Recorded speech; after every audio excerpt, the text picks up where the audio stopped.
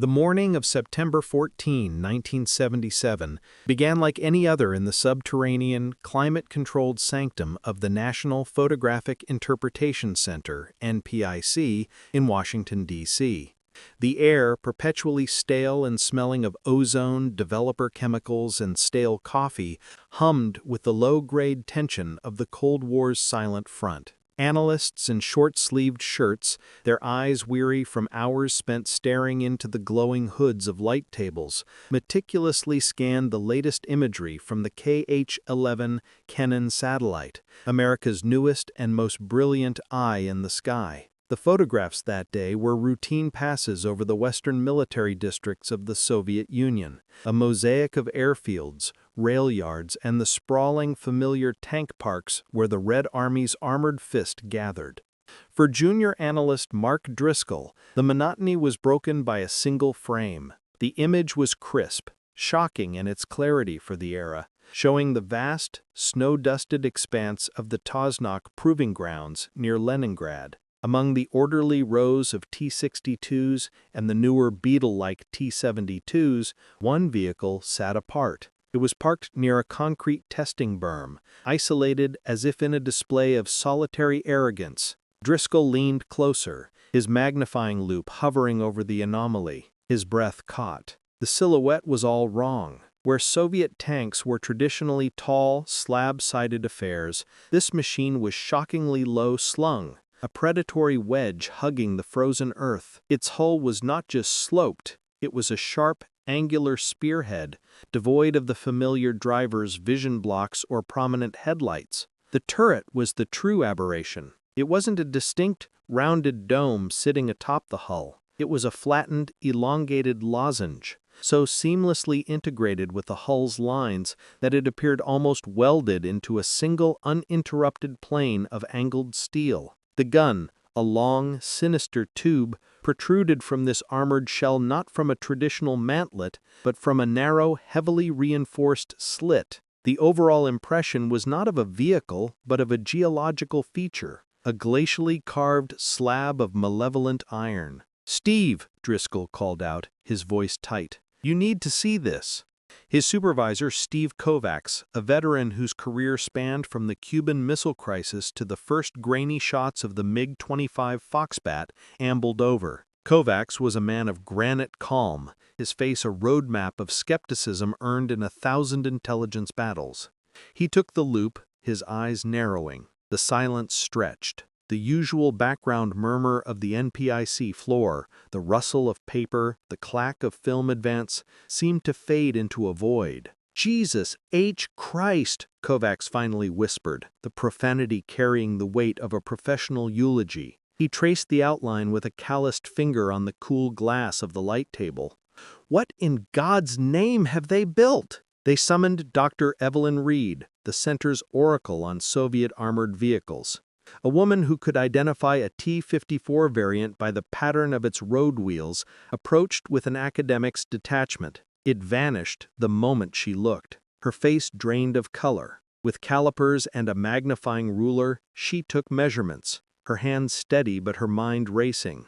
The numbers were devastating. The tank was a full meter lower than an M60 Patton. Its frontal profile was a third narrower than a T-72, presenting a miserly target. But the estimated mass, extrapolated from its track width and the depth of its impressions in the soil, was staggering. Well over 40 tons, packed into a package no bigger than a medium tank. The report that raced up the chain that afternoon was not the usual dry assessment, it was a fire alarm. The attached photograph, with the anomalous vehicle circled in damning red grease pencil, seemed to pulse with threat. In the margin, an analyst had scrawled, "No match in database. Qualitative leap suspected. Recommend immediate highest priority analysis." By the time the image landed on the desk of the Deputy Director of Central Intelligence, and from there ignited panic in the Pentagon's E-ring, the beast had been christened. It was a name born not from a committee,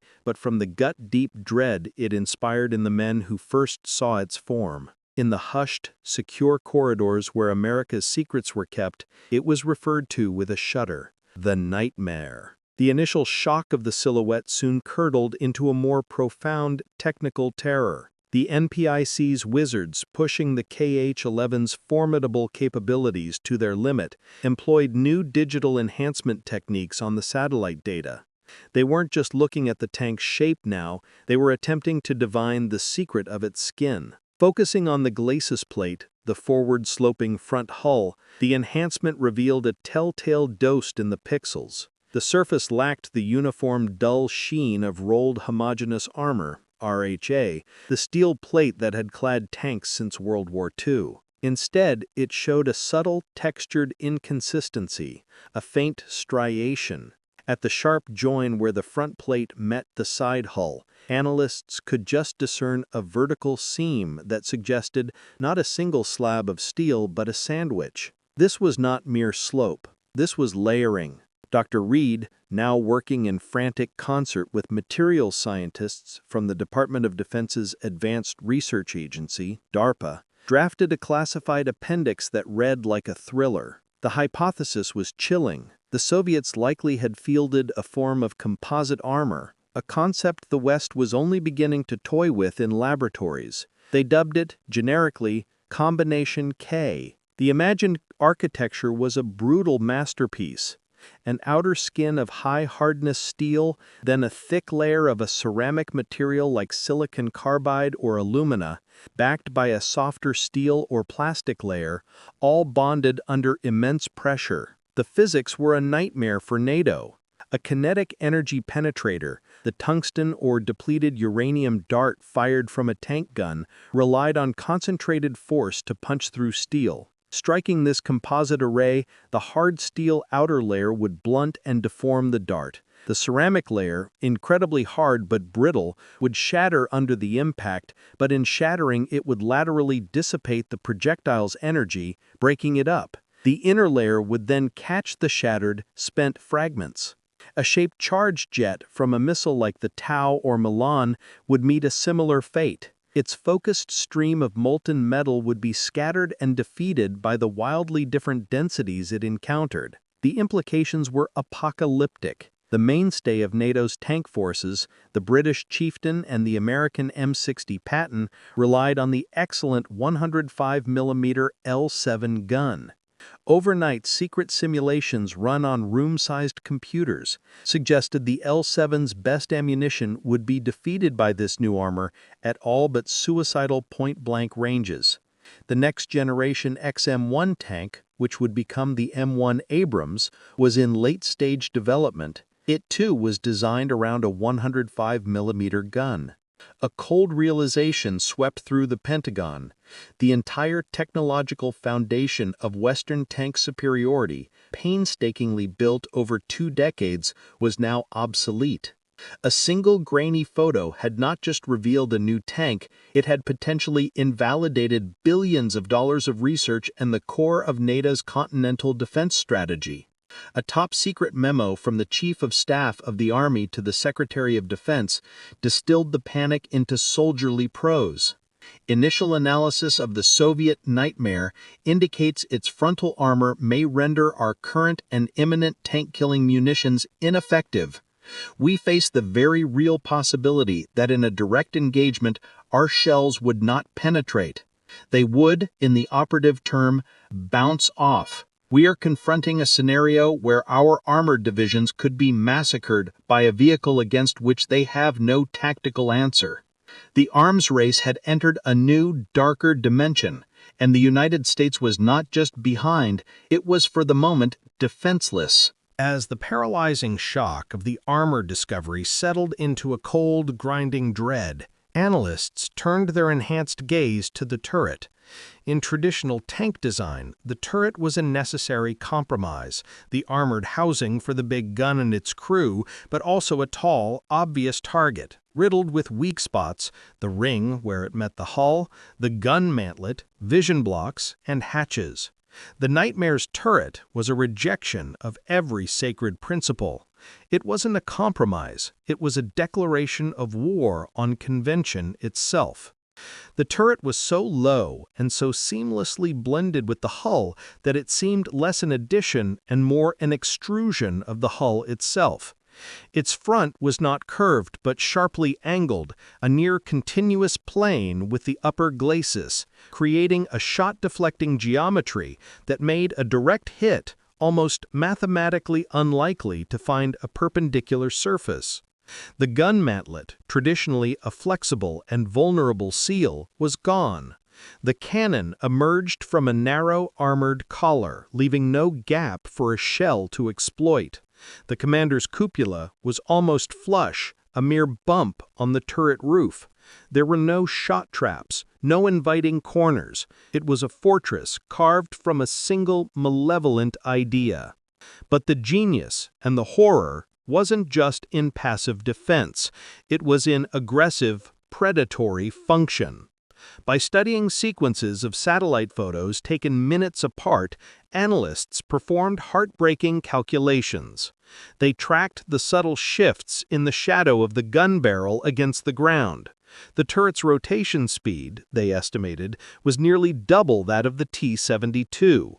This meant the Nightmare could acquire a new target, traverse its massive gun, and fire with the alacrity of a light tank. In the lethal calculus of modern armored combat, where victory was often determined in the first 3 seconds of an engagement, this was a potentially insurmountable advantage. The monster wasn't just tough, it was fast on the trigger. Then came the final insidious revelation, born from consultations with engineers from Lockheed and Raytheon. The tank's radar cross-section was modeled in secret. The sharply angled surfaces, the absence of protruding optics, the smooth, unbroken planes, all of it acted as a primitive but effective form of stealth. To the nascent laser rangefinders and early millimetric radar fire control systems being integrated into the new XM-1, the Nightmare would be a phantom. Its shape would scatter and deflect targeting energy, making it harder to get a clean first-shot lock. It was stealth not through absorption, but through deflection, a brute-force geometric solution to a problem the West was only beginning to fathom.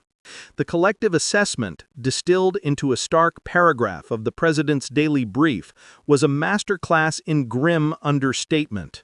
The Soviet T-80, our tentative designation, represents a systemic leap in main battle tank design.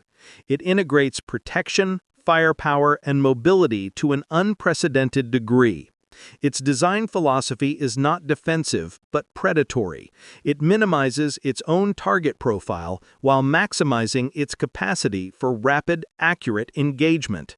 NATO possesses no vehicle with comparable overall capabilities.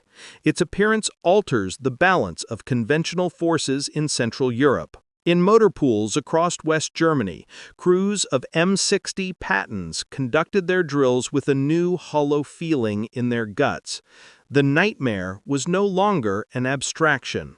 It was a shadow falling across the Fulda Gap, a steel-clad embodiment of a terrifying new reality.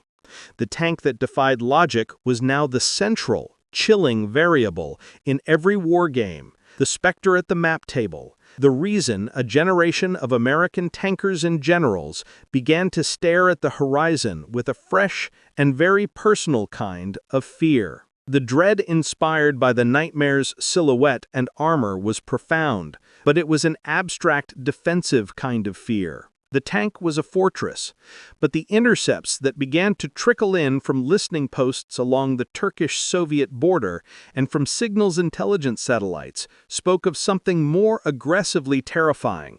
The fortress had a lightning-fast mechanical arm.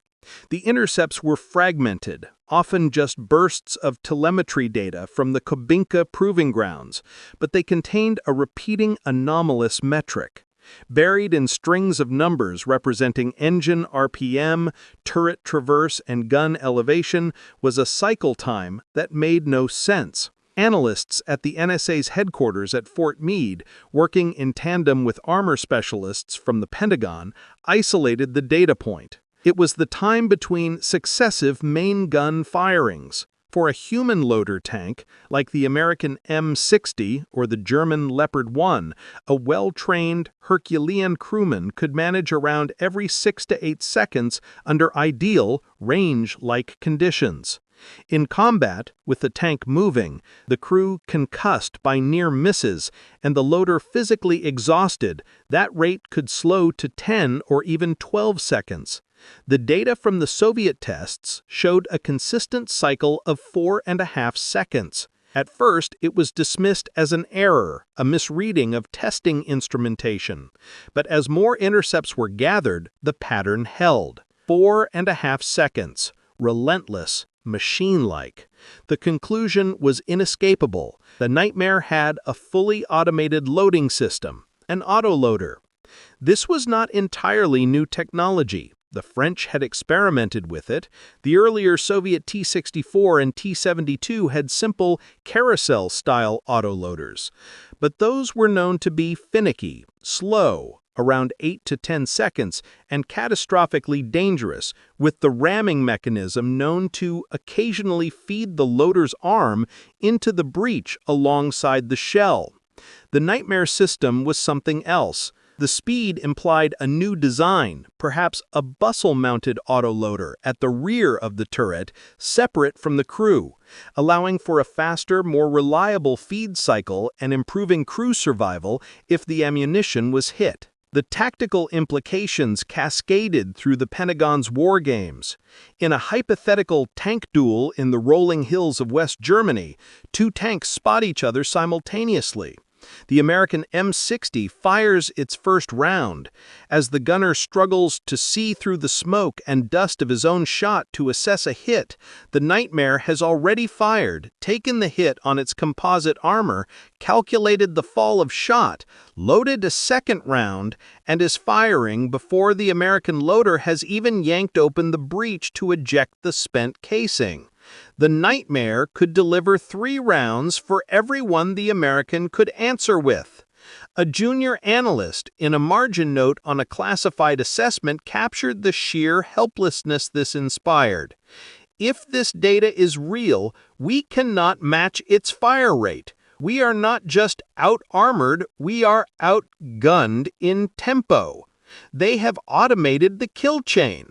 The tank was no longer just a formidable defensive object. It had become an offensive, high-velocity factory of destruction. Theoretical data and grainy photos were one thing. Seeing the beast in motion was another.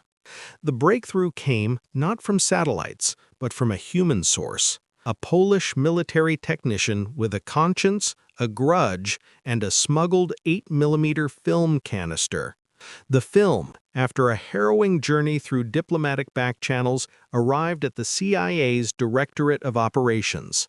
It was processed in a sterile lab, and the resulting silent black and white footage was screened in a secure auditorium for a hand-picked audience of generals, intelligence chiefs, and defense scientists.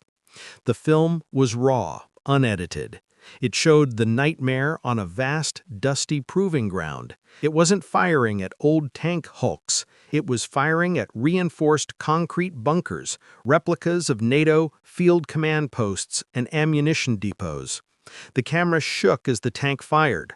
There was no graceful arc of a high-explosive shell. There was only a blinding muzzle flash and, an instant later, the target bunker ceased to exist. It didn't explode. It didn't collapse. It vaporized.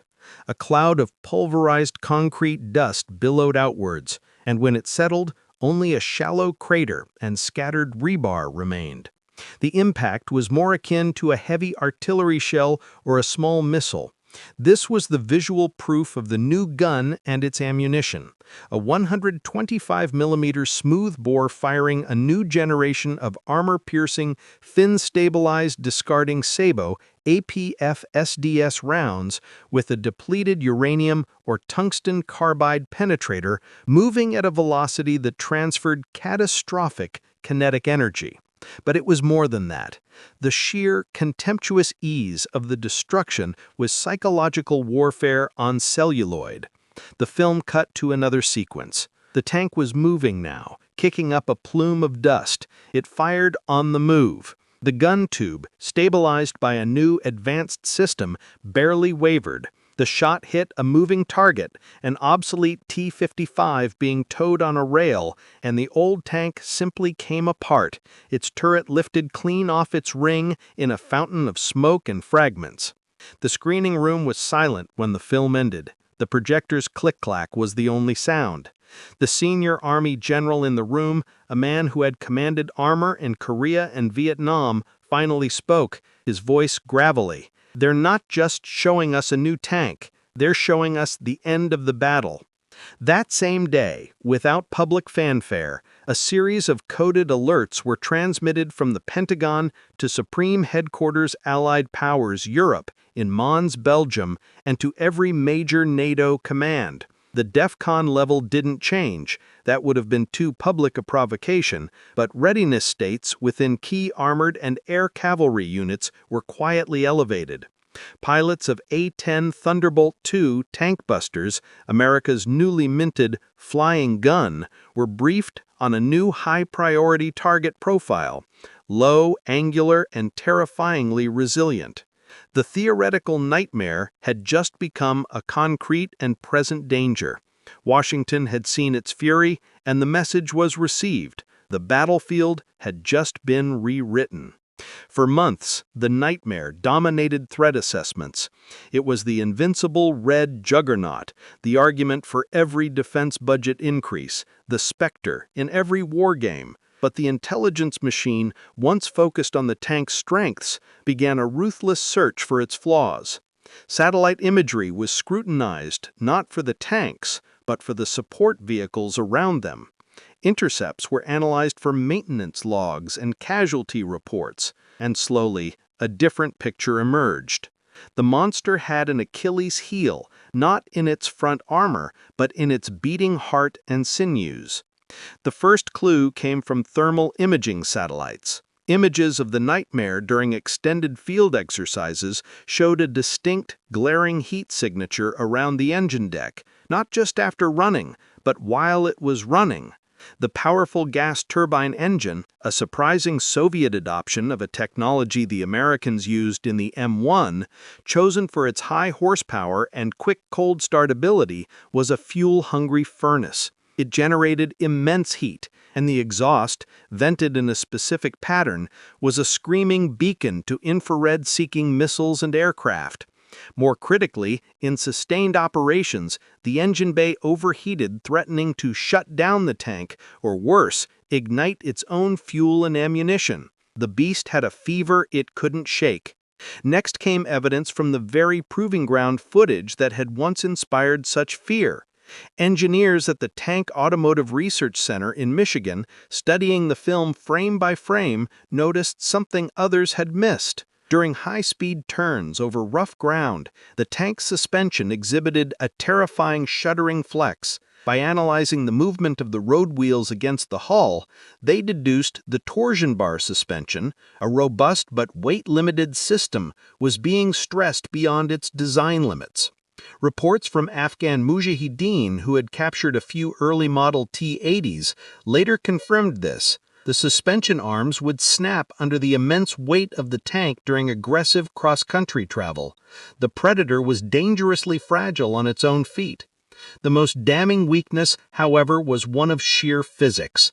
The composite armor, for all its genius, was immensely heavy. The Nightmare pushed 45 tons, a colossal weight for its compact size. This presented a catastrophic problem with ground pressure. Satellite photos of exercises in the soft, spring mud of Belarusia showed the unmistakable evidence. Dozens of Nightmares stuck, immobilized, their wide tracks having dug themselves down to the road wheels. They were being towed out by older, lighter T-72s and even bulldozers. The tank designed to dominate the European battlefield was helpless in the very mud that characterized a German spring or an Italian autumn. Its operational range was also slashed by the voracious engine. It guzzled fuel, limiting its strategic mobility and placing a crushing burden on already strained Soviet logistical trains. A final, humiliating flaw emerged from debriefings of defectors. The revolutionary autoloader, the source of such fear, had a deadly quirk. Its carousel sat in the bottom of the fighting compartment, surrounded by the crew. When it worked, it was fast, but when it jammed, which it did with alarming frequency, especially if the tank was tilted, the crew had to perform a nightmarish manual clearing procedure in a cramped, dark space, sometimes with a live round half-seated in the breach. It was not just a mechanical failure, it was a potential tomb. The comprehensive assessment, delivered to the National Security Council, was titled The T-80 Nightmare, a Systems Analysis of Limitations. It concluded that the Soviet Union had built a masterpiece of peak performance, a tank that could win any single textbook duel on a hard, dry firing range. But it was a Frankenstein monster of compromises. It overheated, it broke down, it got stuck, and it starved for fuel. It was a tactical terror, but a strategic and logistical albatross. The monster, for all its fangs and armored hide, was suffocating under its own weight, a testament to the Soviet obsession with winning the specification sheet while forgetting the war. The intelligence arrived in shards, a mosaic of catastrophe pieced together from the most sensitive sources. A fragment of an encoded radio transmission intercepted by a listening post in Norway. A single, panicked sentence from a Soviet signals officer overheard by a human asset in East Berlin. And the most damning evidence of all, thermal satellite imagery of a remote stretch of the Tatskoye training range, showing one distinct, furious bloom of heat that was not a controlled explosion. It was the summer of 1979, the Soviet High Command, eager to validate their monumental investment and perhaps intimidate the West through a controlled leak of capability, authorized a high-stakes field exercise for the T-80 Object 219. 4 of the most advanced prototypes, each incorporating slight tweaks from the furious engineers at the Kirov plant, were loaded onto special rail cars under cover of darkness and shipped to the vast, secretive training grounds. The exercise, codenamed Grom 79, Thunder 79, was designed to simulate a high-intensity breakthrough against a NATO-style defensive line. The conditions were set to be realistic: live artillery simulators, minefields, and a battalion of older T-72s playing the role of defending Leopards and Pattons. The 4 nightmares were to be the spearhead. From the beginning, they were creatures of the laboratory struggling to survive in the wild. The first failure was humiliating. Prototype 02, navigating a simulated river crossing via a shallow ford, simply stalled. Its gas turbine engine, starved of clean, cool air as it sucked in a fine mist of water and silt, flamed out. The tank became a silent 45-ton pillbox in the middle of the riverbed, requiring a recovery vehicle to drag it out, an operation that took 6 hours and halted the entire exercise. Prototype 03 fared worse. Pushing hard to flank a defensive position, it executed a series of aggressive turns over rough, uneven ground. As it crested a small hill, there was a loud, metallic snap, audible even over the roar of its engine. The left side torsion bar, stressed beyond its limit, sheared. The tank lurched, its left track going slack, and slid down the reverse slope, crippled. It was a mobility kill inflicted not by an enemy, but by its own weight and ambition. The catastrophe came with Prototype 1, the lead vehicle. During a simulated assault on a fortified bunker complex, the commander ordered a rapid engagement of multiple targets. The autoloader whirred, feeding round after round with its terrifying mechanical efficiency. On the 4th shot, the sequence faltered. A metallic grind echoed inside the fighting compartment. The breach had not closed fully, yet the firing sequence had partially initiated. A searing flash of uncontained propellant gases shot back into the crew compartment. In an instant, the stored ammunition in the carousel, over 20 dozen 125mm shells and their volatile powder charges, was subjected to a wave of intense heat and flame. The subsequent explosion was not a simple cook-off, it was a catastrophe. The satellite thermal image showed a sudden white-hot core that instantly bloomed into a massive heat signature. The force of the detonation lifted the tank's multi-ton turret clean off its race, hurling it backwards 10 meters. The hull was rent open like a tin can. There were no survivors. The crew was vaporized. Only Prototype 04, held in reserve, returned to the railhead under its own power. Its crew was silent, shell-shocked, having witnessed the fiery deaths of their comrades not from enemy fire, but from the machine that was supposed to protect them. The Pentagon's intelligence apparatus, having stitched the story together, finally acquired the Holy Grail, the actual after-action report from the commander of Grom 79. It was a masterpiece of Soviet military understatement, a document that tried to bury a failure in bureaucratic language. It spoke of technical irregularities, unforeseen material stresses, and a catastrophic ammunition event. But its final summarizing line, stripped of all jargon, was a verdict of devastating clarity. It was typed, alone, on its own line at the bottom of the page. The NSA linguist who translated it knew its weight instantly.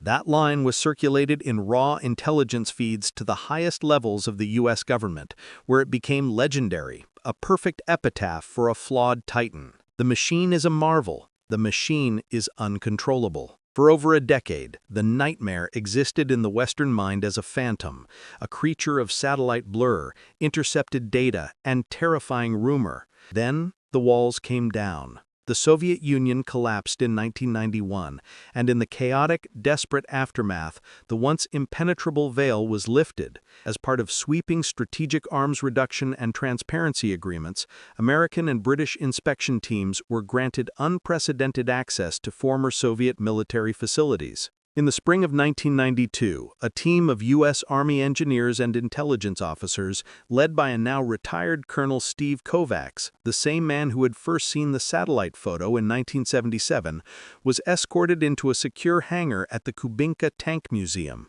The air was cold and smelled of grease and decay, and there they stood, not as pixels on a screen, but in corroding, silent reality, the Grom 79 survivors. Prototype 04 was there, its paint faded, a layer of dust on its angular hull.